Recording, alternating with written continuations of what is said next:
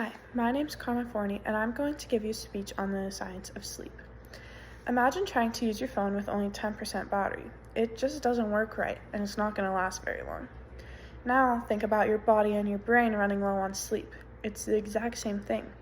That's why getting enough sleep is not just important, it's essential for everything you do.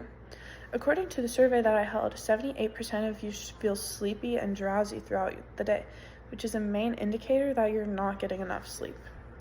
Today, I'll be discussing why we need sleep, the different stages of sleep, and how to get better sleep. Let's begin with why we need sleep. According to Johns Hopkins Medicine research, a healthy amount of sleep is vital for the brain's ability to adapt to input. This means that if we aren't getting enough sleep, our brain is unable to retain information that we learn throughout the day, and we have more trouble remembering it in the future. Sleep is vital to the rest of the body too. According to the same research, when people don't get enough sleep, their health risks rise. Symptoms of depression, seizures, high blood pressure, and migraines can worsen. According to Lucy Bryan, not getting enough sleep can affect problem-solving skills, learning and memory, emotional regulation, judgment and decision-making, growth and healing, and immunity. There are many important connections between health and sleep. Now that we have covered why we need sleep, let's discuss the different stages of sleep. While you're asleep, your brain repeatedly goes through two different stages of sleep.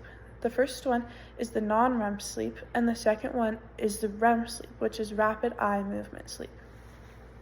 The first part of the cycle is non-REM sleep. This has 4 stages within it. The first stage happens when you're in between being awake and falling asleep. The second stage is your light sleep, when your heart rate and your breathing regulate and your body temperature drops. The third and fourth stages are when you're in a deep sleep. As you cycle into REM sleep, the eyes move very fast behind your closed eyelids. At this time, your brain waves become temporarily paralyzed while you are dreaming. The cycle then repeats itself, but with each cycle you spend less time in the deeper stages, 3 and 4, and more time in REM sleep. On a normal night, you'll cycle through 4 or 5 times. REM sleep was previously believed to be the most important sleep phase for learning and memory, but newer data suggests that non-REM sleep is more important for these tasks. Now that I have shared the different stages of sleep with you, let's learn more on how to get better sleep. The Sleep Foundation website wrote an article with 20 different tips on how to sleep better, but I picked 3 that we normally don't think about.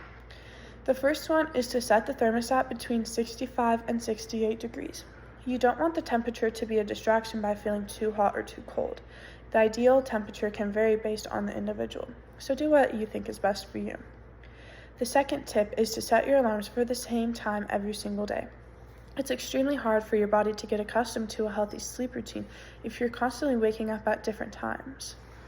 The third and last tip that I'm going to talk about today is to eat dinner a few hours before bed. It's harder for your body to fall asleep if it is still digesting a big dinner.